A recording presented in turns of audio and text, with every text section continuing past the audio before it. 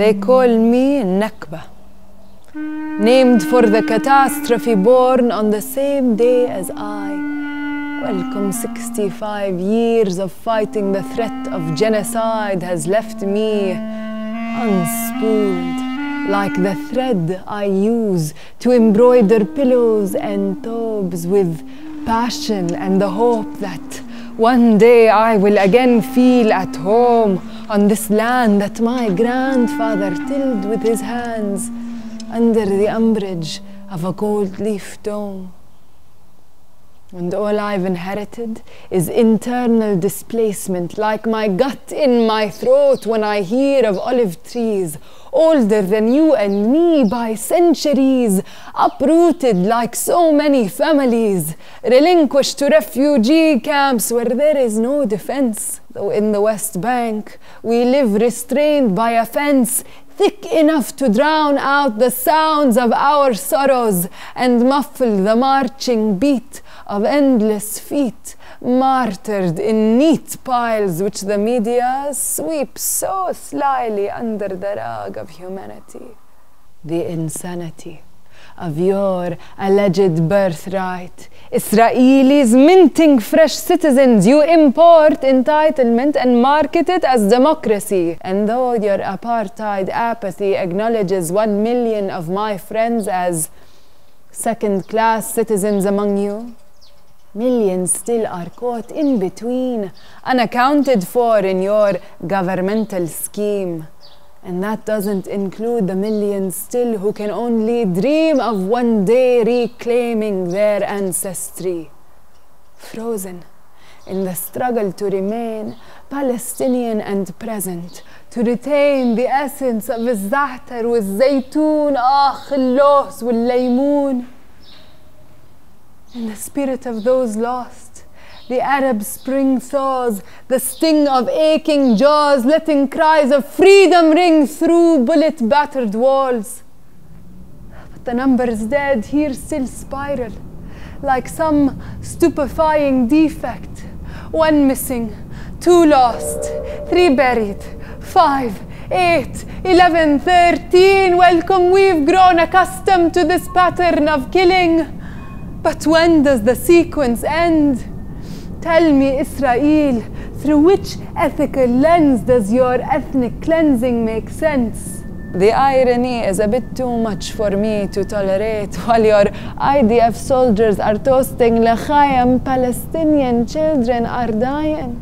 Our sons and daughters, prisoners of war, living on salt and water, and I don't mean tears alone. So tell me how, ya Dani alone, can you deny that Palestine ever existed? How can you say with a straight face that before 48 there was nothing here but the potential for a Jewish state? Before you fed us your hate, welcome, we ate like kings in the Fertile Crescent. Doctors, lawyers, and musicians, our land was golden, the most bountiful and open. You've defiled our stunning cities and our pristine history, and yet I'll grant you amnesty. You orphan-making orphans, because you have never known the sanctuary of a home, and it's no wonder you want our land for your own. Our mountains and coastline, lush green and stones which still stand to rebel against your bombshells, are a sight to remind you that your might does not negate our right to life. And I must admit, I was jealous when you sent love letters to Iran. It made me wonder, how did I ever treat you wrong? It made me wonder, what possesses a throng of Americans to suit up and serve to protect another homeland which they don't deserve? With only weapons in the water, only bullets in the bread. I was knocked out from rage with stars of David round my head. Last time I yelled, hey, Ariel Pharaoh, will you let my people go? Because this land is holy and was so before your uranium blasts. And at the end of the day, we both share the same Semitic past.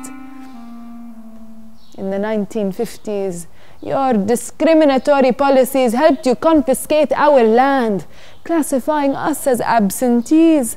Though we never left sight of home, it was only out of reach, as we stood helpless, caught in your checkpoints, present absentees, and watched as Jewish families commandeered Palestinian homes, with food still cooking, hot on the stove, beds made and bills paid and pets waiting on the floor, sniffing out the stranger who just walked in the door. We never abandoned our Palestine, and now as refugees we carry her spirit internationally, and Israel, we refute your dumbing down of this occupation to call it a dispute.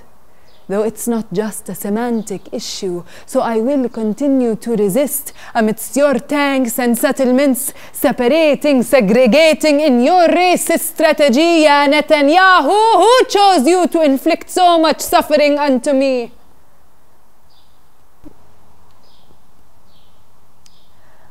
Israel, I dream of peace, which is no substitute for justice.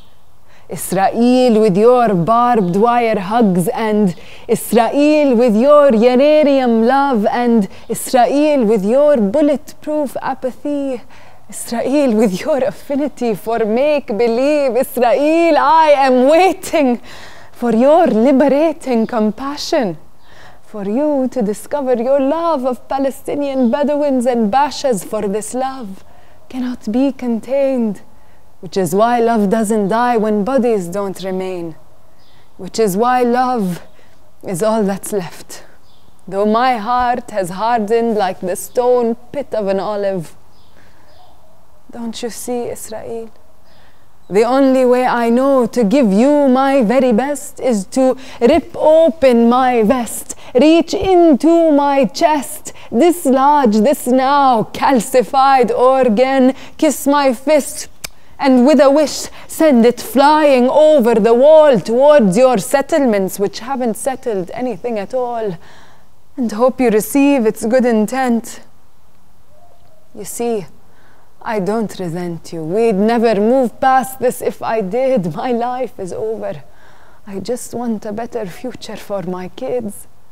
This rock was never meant for anything more than to knock some sense into you. Why continue war? We are one human race. There are no walls from space, and if you could just see my face, the daughter of a catastrophe, perhaps it may inspire in you some humanity.